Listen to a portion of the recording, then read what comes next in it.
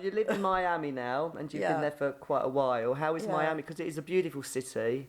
It had its moments in history as well, but how is this for you? And do you see a resurgence of Miami? Oh no, what happened is when we went there, Ronnie Wood asked me to come and do the interiors of his club, and he was going to do a hotel. He said, oh, it'll take 6 months. And so Fitz and I said, oh, great, 6 months, that turned into 2 years. And then we just stayed on, and we stayed on about 20 years. Right. It's amazing, because it was very shabby, and it was very like 60s, very, very decaying. And then I met Chris Blackwell from the, Island Records, yes. And he just bought a job lot of 11 buildings, of these lovely little buildings, and I started working for him. Okay. And on the islands, and it was really fun doing the hotels then. Yeah, brilliant. Yeah. So you spend most of your time in Miami now? Yeah. No, I come over about every 6 weeks, and I do collection for George, which is great. I love working with them. And then I go back to do all the work. Talk to me about your T-top range, and where this came from, and why did you want to do this? Well, part of the Biba thing was the T-shirts, because we really invented the T-shirt, and it was just an absolute runaway always, and we did all sorts of different styles in like 23 colours, and it's a really nice sort of product to play with, and it's so strong now. Again, it's kind of gets discovered and it's really nice because it's got no seasons too, which is great, because it's awful, this season thing now. Everybody gets stuck with sweaters and sort of to go back to illustration and use them in another medium, which is most of the T-tops are illustrated. And then we have big scarves and shop till you drop canvas bags, and we'll add lots of different products. It's a little mini store. The scarves that you've done, we've seen earlier, are really beautiful. Oh, you like and them? what Good. I really like, I mean, the design is great and the graphics, but the size of them are really nice. Tell me about this, because it's very diverse what we can do with these, isn't it? As we spoke earlier. Well, it just feels like you can do anything with them, and you can wear them as sarongs or up here, there, around your neck, and it's sort of a good way of refreshing your wardrobe without a major sort of expenditure.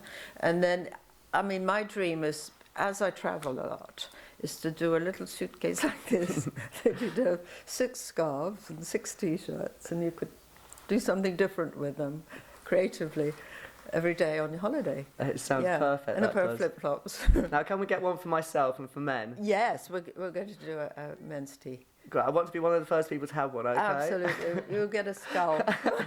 Definitely. How do you feel about the high street these days? I mean, high design is great, but how do you feel about the high street? Do you think it's inventive? Do you think it's just I think it's kind of got this problem of everybody's copying everybody. I really wanted to do a story about a dress, how it gets copied and how it moves down. Do you know what I mean? Absolutely. And then goes up again. Comes full circle. Complete circle. Do you think there's a lack of colour on the high street? Or maybe not on the high street, but what the general public will wear?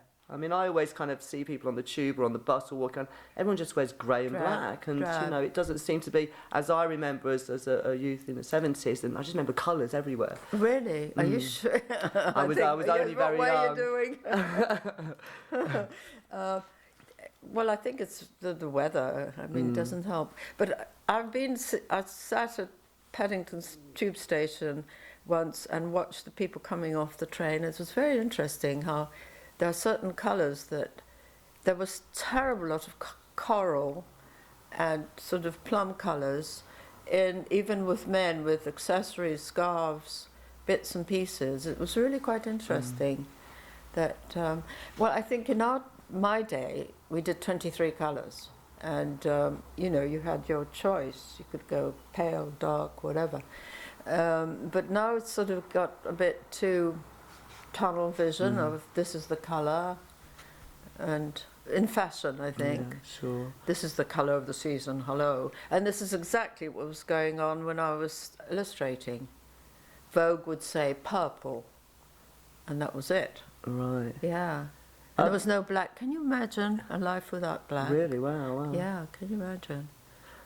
How is London for you now after several decades you've been here and you've grown up here creatively? How is London for you still? Oh, it's really great. Because I find it, you know, however stuffy everything is in the high street, there's always a little group that pops up and does their own thing, and music and clothing, and look at your shoes. Thank you very much. Thank you, Puma, for my lovely shoes. I've got some colour on. I wore them especially for you, actually, my new suede shoes. It's great to speak to you. Really, I could speak to you all day and just chat up. What would be like a highlight of your career, would you say? It's not over yet. I know, absolutely not. I mean, I'll ask you this next year as well. It would change. T-top queen. I don't know. I'm just in love with this mini store thing. Yeah. Great. Yeah. So are we. Fun. It's so good to meet you. It's really good to nice chat to with meet you. Too. Check out Barbara's interview in 55 pages, issue 5, with the lovely Sarah Darling. We'll go into more depth. It's just so great to see you. Very nice we'll to see you you again soon. Great. This is 55 TV. Yeah.